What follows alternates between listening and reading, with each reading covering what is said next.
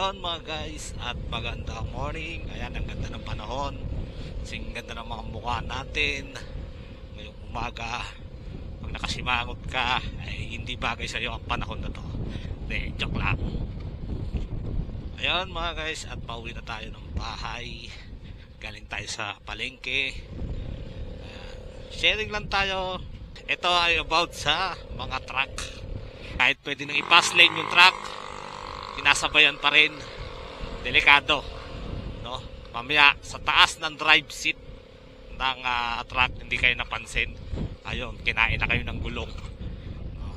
Ayan, pinaka number 1 mga guys, sa traffic. Pag may traffic, wag na kayong overtake ng overtake para malagpasan nyo lang yung truck, dahil traffic yan. Magtiis tayo hanggang sa mga abante at makalusot hanggat maaari. Pero wag kayong pupwesto sa truck pag traffic, sa tagiliran ng truck, dahil sa taas ng drive seat nyan, mataas ang side mirror, baka hindi kayo napapansin, umaabante na yung truck, nasa gilid kayo, nasagi yung manubela, yung side mirror, ayun, tumumba, nagiliran ng gulong, tumumba, pumasok mo sa ilalim ng truck, aray ko, patay tayo dyan. Kaya iwasan natin mga guys yung overtake ng overtake, lalo pag may truck, lalo sa mga traffic. Ayan, iwasan natin yan. Then pangalawa, ayan, sa mga gantong karsada, papalusong mga kaibigan, no, pag gantong papalusong ang karsada at merong truck sa likod nyo, ayan, hanggat maaari, pag kayo nauuna, pass lane nyo na, bilisan nyo na, pass lane nyo na kayo, pass lane, yan, ganyan, papalusok, pass lane.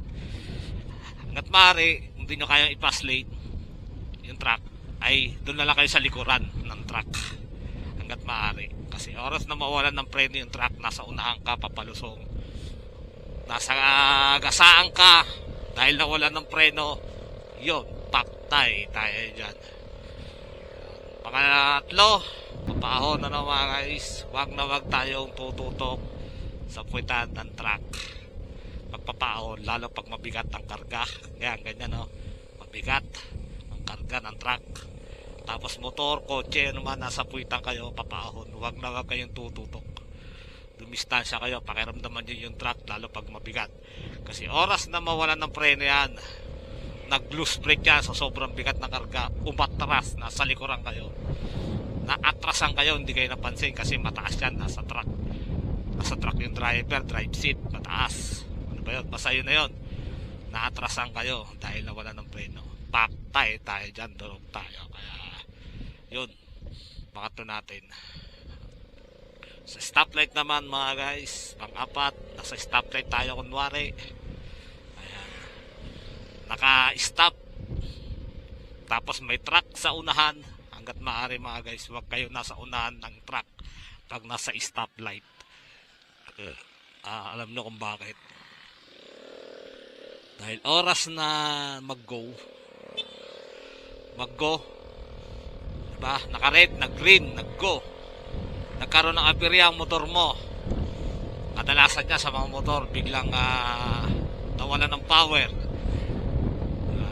power, ayaw mag-start, nag-go na, tapos ikay nasa unahan ng truck, umabante ngayon yung truck, hindi ka napansin, patay tayo dyan mga guys, durog tayo dyan. Kaya wag tayong tututok sa truck kahit sa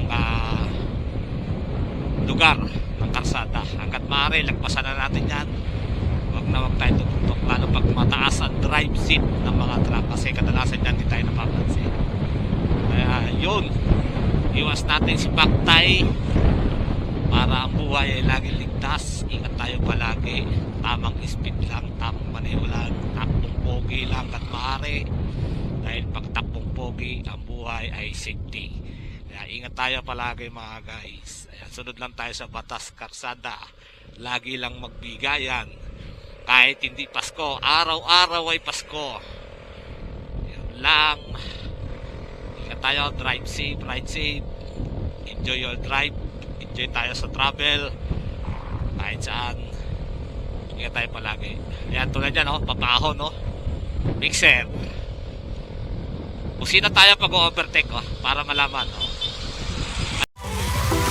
Alright.